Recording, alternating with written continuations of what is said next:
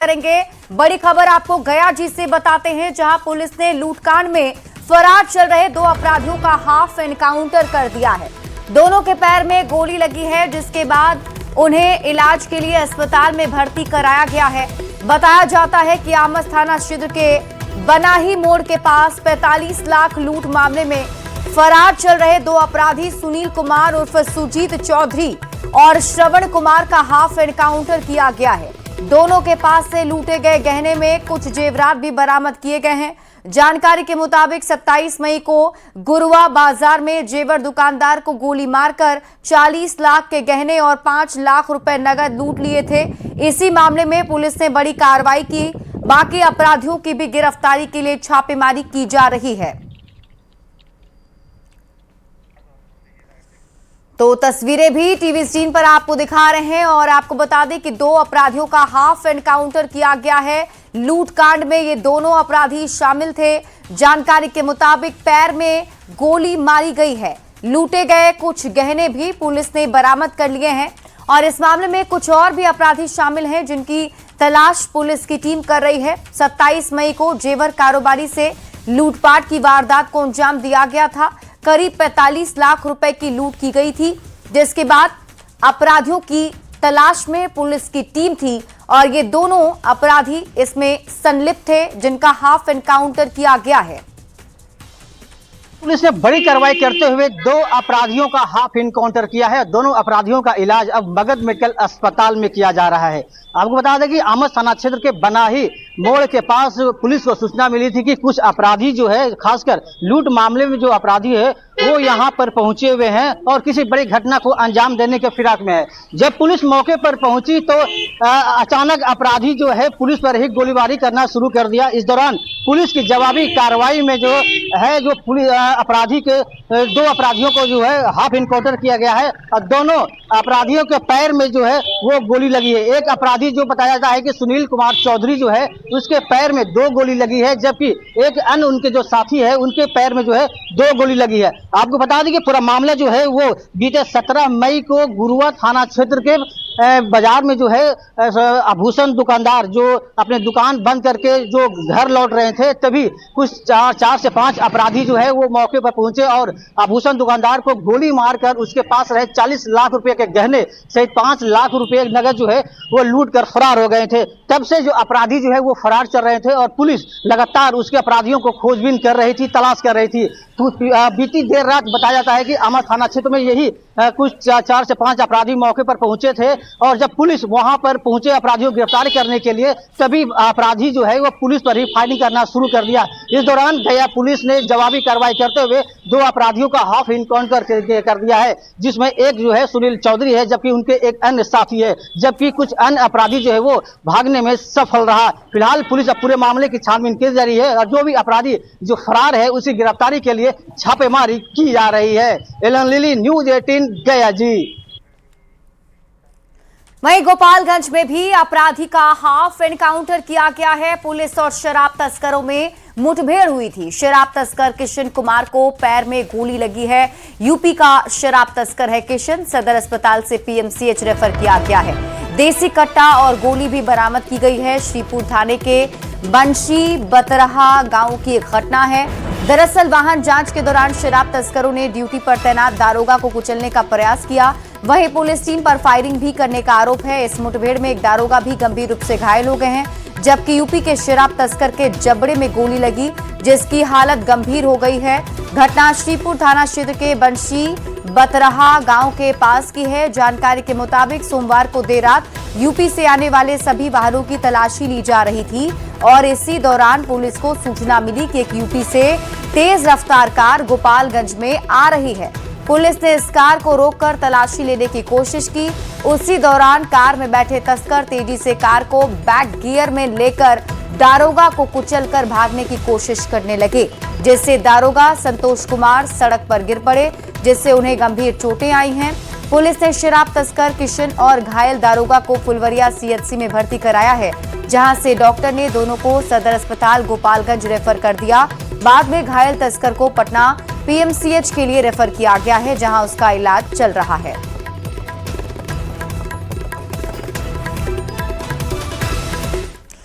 तो एक तरफ बिहार में अपराधियों को गोली का जवाब गोली से दिया जा रहा है, तो दूसरी ओर सीएम सम्राट चौधरी ने एक बार फिर से अपराधियों को चेतावनी दे दी है। कैमूर में सीएम ने कहा, पुलिस को साफ निर्देश है, राज्य में जो भी अपराधी है उसे पहले दिन हाथ जोड़कर कहिए कि वो बिहार छोड़कर चले जाए, इसी में उसकी भलाई है। और अगर अपराधी बिहार में रहकर अपराध करता है तो इसे पुलिस के लिए चैलेंज माना जाएगा और ऐसे अपराधियों को पुलिस 48 घंटे के भीतर जवाब देगी। हम अपराधियों को छोड़ नहीं सकते हैं क्योंकि जनता ने बिहार में सुशासन के लिए हमें यहां बिठाया है। मुख्यमंत्री ने महिलाओं को सुरक्षा को लेकर भी भरोसा दिलाया कि उनका भाई सम्राट चौधरी जब तक है उनके खिलाफ अपराध होगा तो पुलिस 48 घंटे में जवाब देगी। मैंने पुलिस को कहा, कोई अपराधी हो उसको पहले दिन हाथ जोड़कर कहिए कि बिहार छोड़कर चले जाओ, तुम्हारी भलाई है। और बिहार नहीं छोड़ता है और यदि अपराध करता है तो एक तरह से चैलेंज माना जाएगा और यदि उसने चैलेंज किया तो उसको 48 घंटे में जवाब भी हमारी पुलिस देने का काम करेगी। सर, हम उसको छोड़ नहीं सकते। हम छोड़ेंगे तो जनता हमें माफ नहीं कर सकती है। जनता ने सुशासन के लिए हमें यहां बैठाया, अपराध मुक्त बिहार बनाना है। नीतीश जी ने कई कानून बनाकर स्पीडी ट्रायल चलाकर लोगों को जेल के अंदर डाला है। अपराधी जो करेंगे और अपराध करने वाले को अपराध के श्रेणी में ही समझा जाएगा। इसलिए साथियों, मैं एकदम आश्वस्त करता हूं, हमारी बहनों को आश्वस्त करता हूं कि कल तक मोदी जी गार्जियन के तौर पर काम कर रहे थे, नीतीश कुमार जी गार्जियन के तौर पर काम कर रहे थे। आज हमारी बहनों को आश्वस्त करता हूं, ये आपका भाई बिहार का मुख्यमंत्री सम्राट चौधरी जब तक है, जो अपराध आपके साथ करेगा उसको जवाब 48 घंटे में पुलिस हमारी देने का काम करेगी। साथ गया जी से आपको बड़ी खबर बताते हैं। डुमरी जंगल से हथियारों का जखीरा बरामद किया गया है। एक बंदूक, 7 कारतूस, 2 खोखा मिले हैं। एक डिटोनेटर सहित बैटरी भी बरामद की गई है। नक्सलियों ने छिपाकर हथियार रखे थे। लुटुआ थाना के डुमरी में सीआरपीएफ और गया पुलिस ने कार्रवाई की है। तो इस वक्त की बड़ी खबर आपको गया जी से बता रहे हैं, जहां डुमरी जंगल से हथियारों का जखीरा बरामद किया गया है।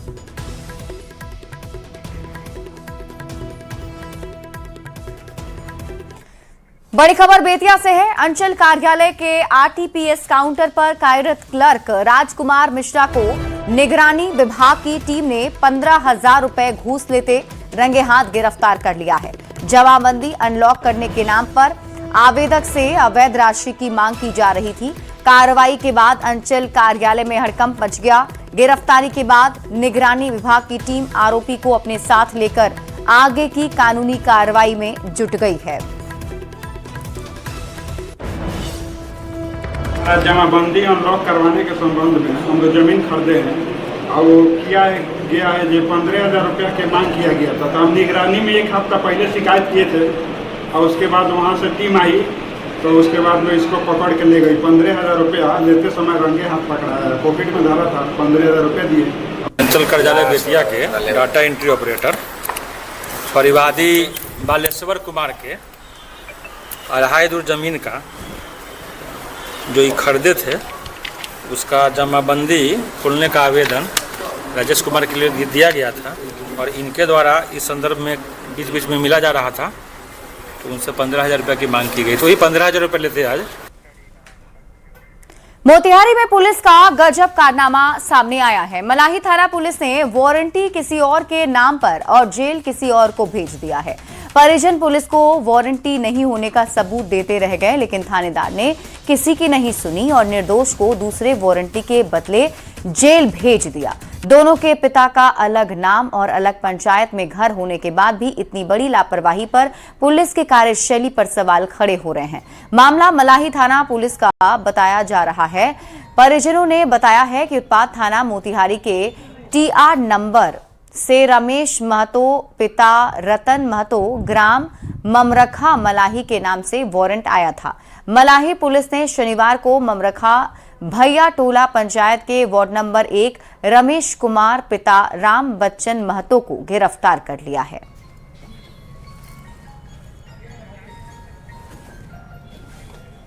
बिहार के ऊर्जा मंत्री बुलो मंडल ने एक बार बड़ा बयान देते हुए कहा है कि राज्य के करीब 2.5 लाख बीपीएल परिवारों के घरों की छतों पर मुफ्त में सोलर पैनल लगाए जाएंगे।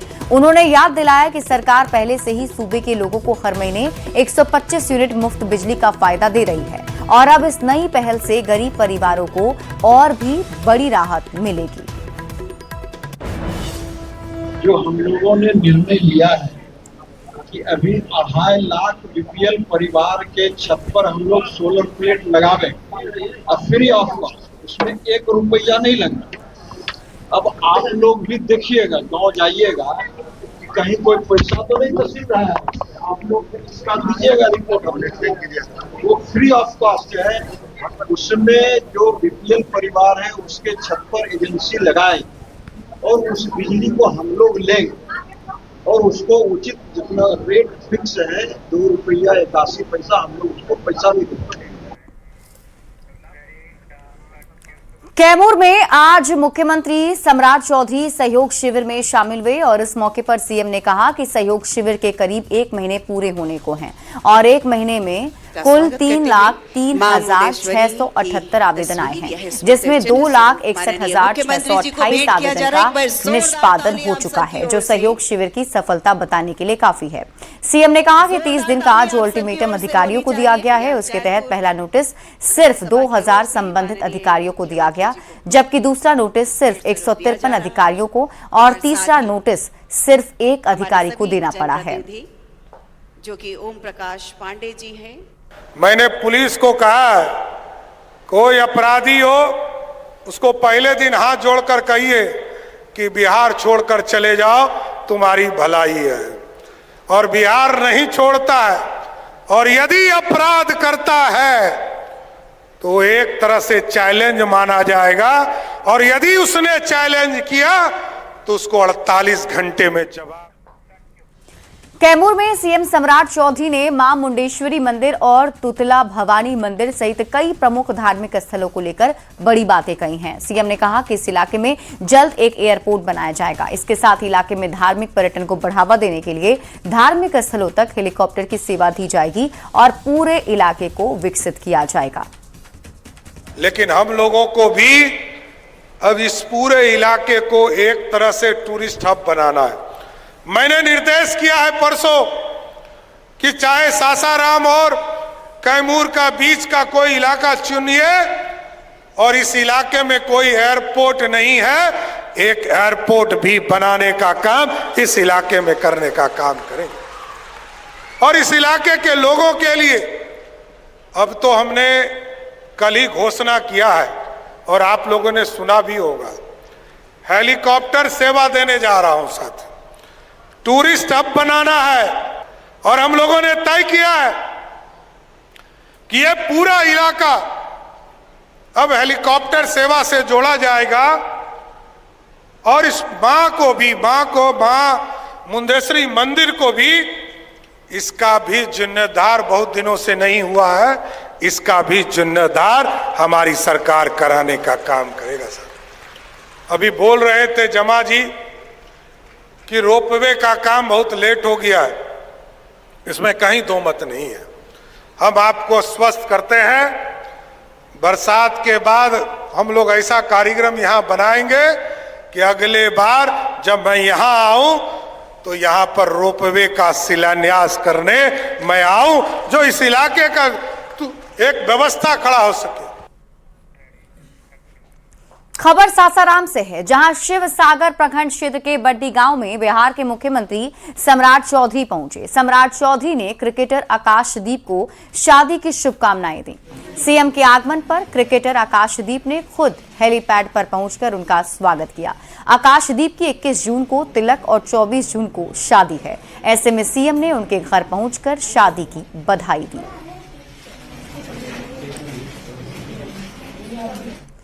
सासाराम के बाद मुख्यमंत्री सम्राट चौधरी हेलीकॉप्टर से सिवान के पचरुखी प्रखंड अंतर्गत पपौर पंचायत भी पहुंचे। यहां आयोजित सहयोग शिविर में शामिल होने आए थे और इस दौरान उन्होंने जिले के विकास के लिए 415 करोड़ रुपए की लागत वाली 44 योजनाओं की बड़ी सौगात दी। कार्यक्रम में पहुंचने के बाद उन्होंने अलग अलग विभाग द्वारा लगाए गए स्टॉल का निरीक्षण किया और व्यवस्थाओं का जायजा भी लिया।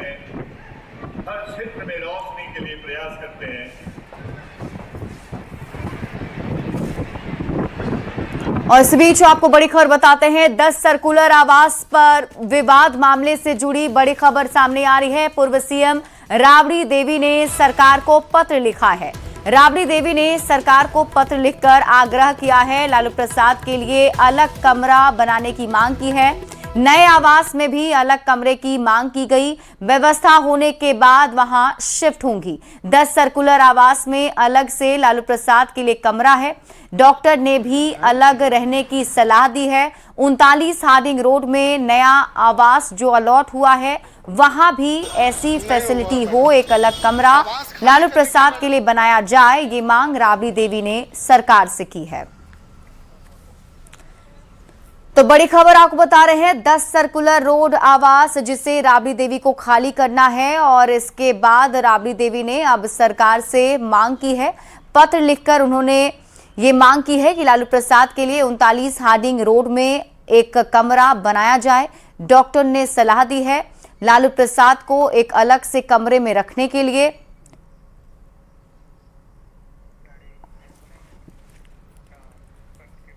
तो राबड़ी देवी की तरफ से सरकार के समक्ष रखी गई शर्त पर राजनीतिक बयानबाजी भी अब तेज हो गई है। क्या कुछ कहा जा रहा है आपको दिखाते हैं। आप जानते हैं आदरणीय लालू प्रसाद जी स्वयं ही बाहर से चिकित्सा करवा रहे हैं। हर बिहार का हर लोग जानता है कि वो इस बीमारी से सफर कर रहे हैं। उसके प्रति गंभीरता जरूरी है और बचाव भी जरूरी है। उस बाबत तत्कालीन मुख्यमंत्री नीतीश कुमार जी के समय उन्हें अलग से सुरक्षित किया गया था। तो जाने थाड़ी रोड में तो कुछ बनाना था सरकार को, जो सरकार बना देगा 2 मिनट नहीं लगेगा। किस बात का देर भाई, खाली हो जाएगा, क्या मतलब है आवास। आदरणीय राबड़ी देवी द्वारा लिखे गए पत्र में अगर स्वास्थ्य संबंधी कोई विशेष आवश्यकता बताई गई है तो सरकार मानवीय आधार पर उसका उचित परीक्षण करेगी। लेकिन बिहार की जनता यह भी जानना चाहती है कि वर्षों तक सत्ता में रहने वाले लोग सरकारी आवास को निजी संपत्ति की तरह क्यों देखते रहे। सरकारी आवास किसी व्यक्ति विशेष का नहीं बल्कि एक संवैधानिक व्यवस्था का हिस्सा होता है। नियम सभी के लिए समान है और उनका पालन होना चाहिए। भाजपा का मानना है कि संवेदनशीलता और नियम दोनों के बीच संतुलन बनाकर निर्णय लिया जाना चाहिए।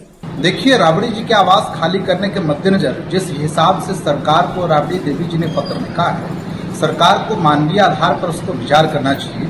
और चूंकि लालू जी इन्फेक्टेड हैं, उनको प्रॉब्लम है, इस कारण 10 सर्कुलर रोड जो है वो खाली नहीं कर पा रहे हैं राबड़ी जी। सरकार इस पर विचार करे। लेकिन सरकार को क्या है, सरकार को तो विपक्षी नेताओं को परेशान करना है। पटना जिलाधिकारी के विशेष निर्देश पर आलमगंज थाना क्षेत्र अंतर्गत महावीर घाट के पास जोरदार अतिक्रमण हटाओ अभियान चलाया गया। अंचलाधिकारी की मौजूदगी में प्रशासन की टीम ने बुलडोजर और जेसीबी मशीनों की मदद से सड़क किनारे अवैध रूप से बने 3 पक्के मकान और कई झोपड़ियों को तोड़ दिया। इसके साथ ही सड़क किनारे बने एक मंदिर को भी सुरक्षित रूप से दूसरी जगह शिफ्ट करने की प्रक्रिया शुरू कर दी गई। प्रशासन की हुई इस अचानक बड़ी कार्रवाई से अतिक्रमणकारियों में हड़कंप मच गया। समाप्ति हो गया है। ये अतिक्रमण है जो कि पूर्व में ही जिला पदाधिकारी महोदय द्वारा है जो कि BSRDC के तहत ये जो जेपी गंगा पथ के नीचे जो 4 लेन का निर्माण 4 लेन रोड जो निर्माणाधीन है उसी को चौड़ीकरण करना है। उसी में एक मंदिर महावीर मंदिर आ रही है। तो ये जो है ये इलीगल तरीके से है जो कि रोड की ही ज़मीन में बनाए हुए थे। तो ये लोग है जो कि जो बनाए हुए थे, इन लोग को नोटिस किए। इन्होंने अपने स्वयं है जो कि अपना घर खाली कर लिए हैं, सब किवारी भी हटा लिए हैं। आवाज़ है जो कि वो रिमूव किया जा रहा है क्योंकि वो मंदिर जो है वो मंदिर को पीछे करना है। और इस बीच रुक कर लेते हैं इस वक्त की बड़ी खबर की ओर। बड़ी खबर आपको बताते हैं, टेंडर माफिया रिशु श्री से जुड़ी बड़ी खबर सामने आ रही है। SVO को रिशु श्री की 5 दिन की रिमांड मिली है। एसवीयू की रिमांड अर्जी मंजूर कर ली गई है। निगरानी की विशेष अदालत ने इसे मंजूरी दी। एसवीयू ने 7 दिन की रिमांड मांगी थी। कोर्ट ने सुनवाई के बाद 5 दिन की रिमांड दे दी है। तो बड़ी खबर आपको बता रहे हैं, टेंडर माफिया रिशु श्री से जुड़ी हुई बड़ी खबर सामने आ रही है। जानकारी के मुताबिक अब एसवीयू की टीम को 5 दिन की रिमांड मिली है, यानी अब इस अगले 5 दिन में एसवीयू की टीम लगातार रिशु श्री से पूछताछ करेगी और संभव है कि इसमें और बड़े खुलासे हो सकते हैं। टेंडर घोटाला मामले के किंगपिन रिशु श्री को रिमांड पर लेने को लेकर के एसबीयू ने पटना के विशेष निगरानी की कोर्ट में जो है अर्जी लगाई थी और 7 दिनों का रिमांड जो है वो डिमांड किया था। कोर्ट ने जो है दोनों पक्ष के वकीलों की बात सुनने के बाद रिशु श्री को 5 दिनों के लिए एसबीयू को रिमांड पर सौंप दिया है और इस आशय के जो आदेश पत्र हैं वो पटना बेऊर जेल जो है उनके जेल अधीक्षक को भेज दिया गया है। 5 दिनों तक रिशु श्री से जो है एसबीयू के अधिकारी जो हैं पूछताछ करेंगे और बताते चलें कि इस पूछताछ के दौरान 100 सवाल जो है वो एसबीयू के अधिकारी जो है उनका जवाब रिशु श्री से लेना चाहेंगे, जिसमें सबसे पहला सवाल है कि ये पूरा सिंडिकेट कैसे खड़ा किया, किन किन अधिकारियों का जो है सह प्राप्त हुआ, जिन अधिकारियों के बारे में जानकारी मिली है उससे कैसे संबंध आपने बनाए, जो अपने बिल को क्लियरेंस कराने के लिए अधिकारियों का ट्रांसफर पोस्टिंग कराया, उस खेल में कौन कौन से लोग शामिल थे, साथ ही साथ जो अपनी पत्नी और दूसरे सहयोगियों के नाम से जो आपने कंपनी खड़ा किया उसके पीछे की मोटिव क्या थी, कितने जो है अधिकारी जो है इस पूरे सिंडिकेट में काम कर रहे हैं, तारनी दास, मुर्मूस चौधरी के साथ बाकी जो अधिकारी थे उनको किस तरह से आपने अपने जाल में फंसाया, किस तरह से उन्हें जो है कमीशन का लोभ दिया और उनसे कब से आप काम ले रहे हैं। क्योंकि 2012 से लेकर के 2024 तक यह पूरा जो है टेंडर जो घोटाला है वो किया गया और इस मामले में रिशु श्री के साथ साथ संजीव हंस जो हैं उनके अलावा कई और अधिकारी जो हैं वो ईडी के जांच के दौरान जो है वो रडार पे आए